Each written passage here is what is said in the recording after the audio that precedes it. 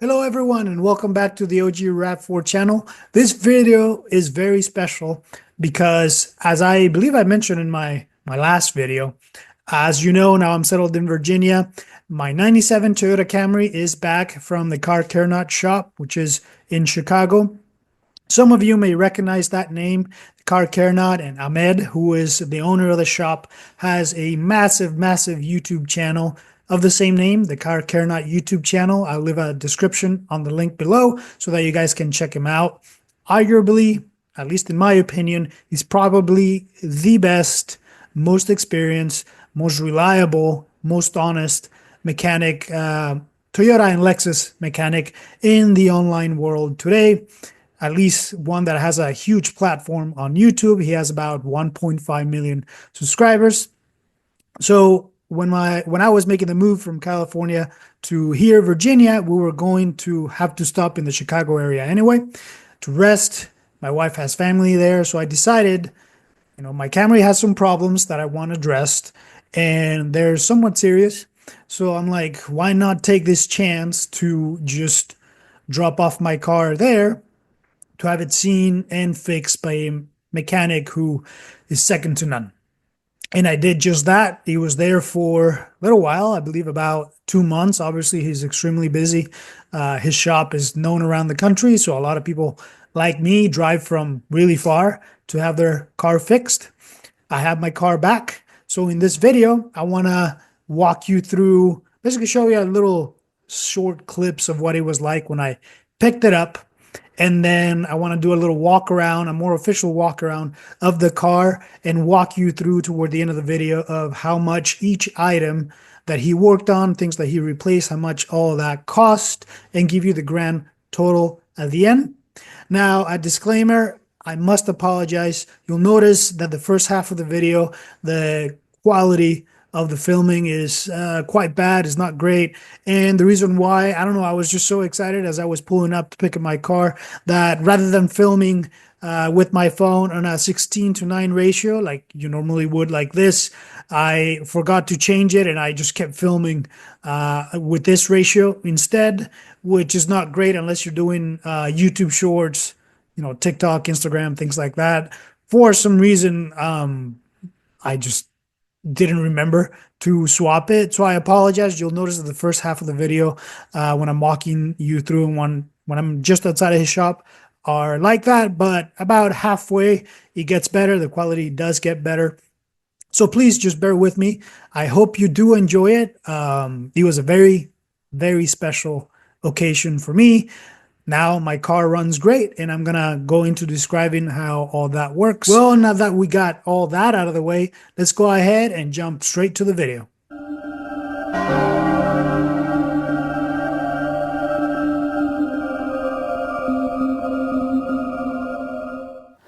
Please be sure that you hit that like button. Please be sure that you subscribe to the channel and that you ring that bell so that you always get notified when we launch new videos. All right, guys, here we are. I am pulling up to the shop, and I think I see my Camry right there. You guys see it? Nice little goldie. Yep, I do see it. Oh man, oh man. Oh gosh, I miss this car so much, especially because that one has working AC, and summer is coming in Virginia. There it is, guys. I think I'm gonna start calling this guy Pops, because all my vehicles, this is the one that has, it's not the oldest, but it is the one that has the most mileage by a significant amount. It's ready to go, so let me go ahead and start walking over there. You can see all the Toyota lineup. Let's here, look at that. That's a Highlander, my Camry, another Camry, a Lexus GX 470, I believe.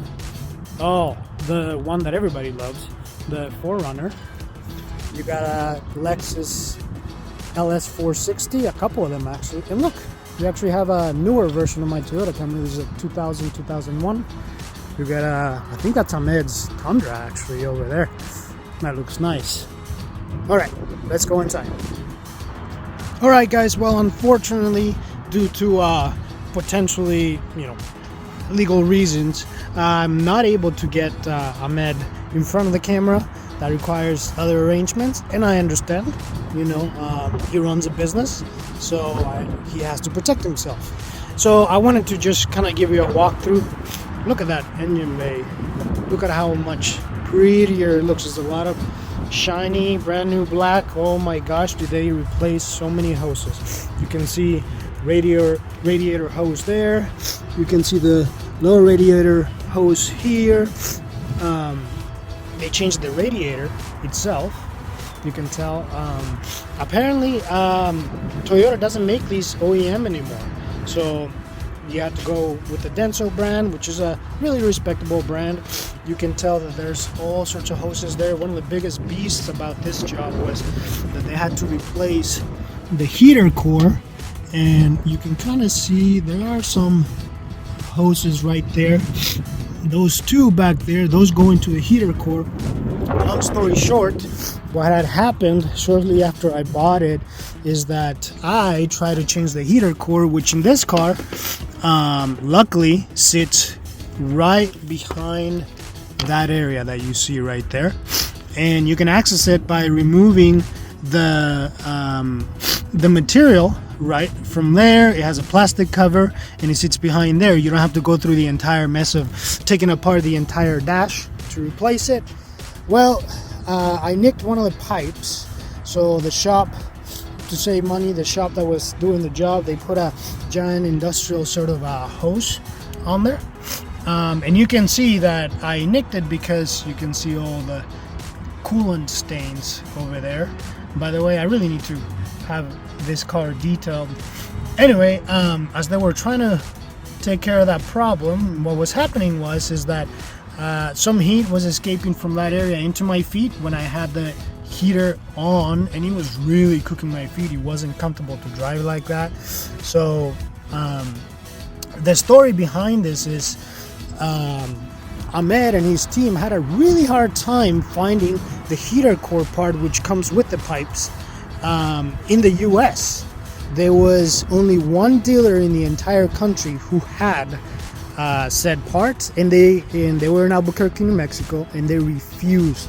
They just simply refused to sell it to him for some morbid reason. They just didn't want to ship it. They said, if you come in person, we'll give it to you, but they refused to ship it.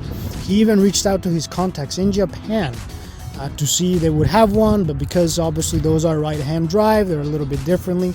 They are not as easy as just, mirroring them. Anyway, so it took about 3 weeks. He has contacts, he knows people, he's an important guy in the auto Toyota industry. So he got somebody a regional manager, is my understanding, to reach out to them and just convince them to ship it. They did. So now I have a brand new heater core, which means that there's not going to be any leaking of heat into the area where my feet go, or where the driver's feet are, which is really, really nice. Lastly, like I said, there's a lot of things that have been worked on here. Radiator, obviously the coolant, it's got brand new coolant. All the brakes the front brakes, those are the only ones that have rotors in this model. The rear, those are drums, so he serviced the drums. Brand new brakes, rotors, and I believe I can't remember if calipers too. But anyway, I have a brand new brake job, and by the time that they were done, by the way, this was broken, you might remember from my last video. So they replaced this, the signal, the right driver signal. They also fixed the nozzles from where the washer fluid is supposed to come out. I hadn't had those in forever. Now they do, and they work fantastically. After everything was said and done, he did tell me that it is a beauty to drive this car. It has 300,000 miles, obviously, and he can't believe how good it drives, which I'm glad, because I just put $4,400 into this thing, so it better drive good. I think the only thing that I have left on it really is it just needs new tires here in the short future. So other than that, I'm going to be doing that shortly, but it's time to get out of here, to go back to where the truck is. And what I'm going to do is I'm going to just film while driving, and just give you my impressions of how it drives. I also wanted to show you the sticker that's now on my Camry's windshield, which shows that yes, in fact, Ahmed and his team did work on my Camry. And as you can tell, and this is such a beautiful sight to see, the next interval or the next time that maintenance will be required, really this is based on the next oil change, is at 304,423 miles. I brought my Camry to him just shy of hitting the 300,000 mile mark, and in fact shortly after I picked it up from him, it did hit that mark, and I made sure I recorded it for you guys, and here's a little clip of what that looked like. And I am about to hit the 300,000 mile mark, so I just wanted you guys to share the joy with me. There it is, 300,000 guys, 300,000 miles on this 97 Toyota Camry. Okay guys, so there you have it. My Camry hit 300,000 miles. Right now I'm actually getting close to hit 301, and it's running like a dream. It's amazing how great this car drives. Very soft, very quiet, and like I said on the previous clip, I have zero regrets about dumping all that money.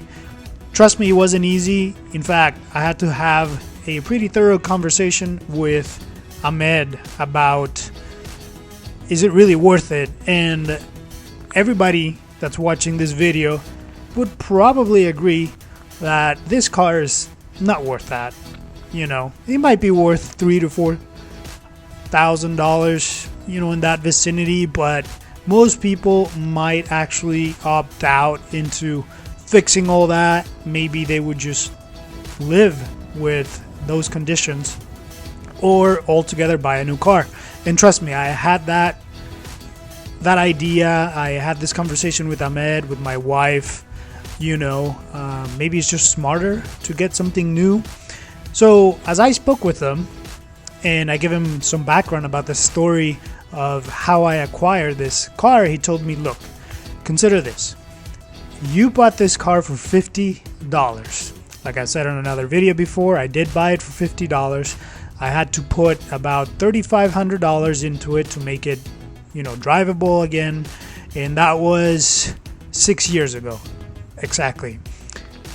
Now, you know, I just, in fact, before I brought it to him, I had some work done on it, especially regarding the injectors.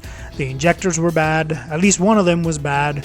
It was causing the car to just lose power and wouldn't allow me to accelerate beyond 20-25 miles an hour. The engine was shaking a lot. It was pretty bad. Now, this vehicle, as you can see in this sticker right here, is a California emissions vehicle.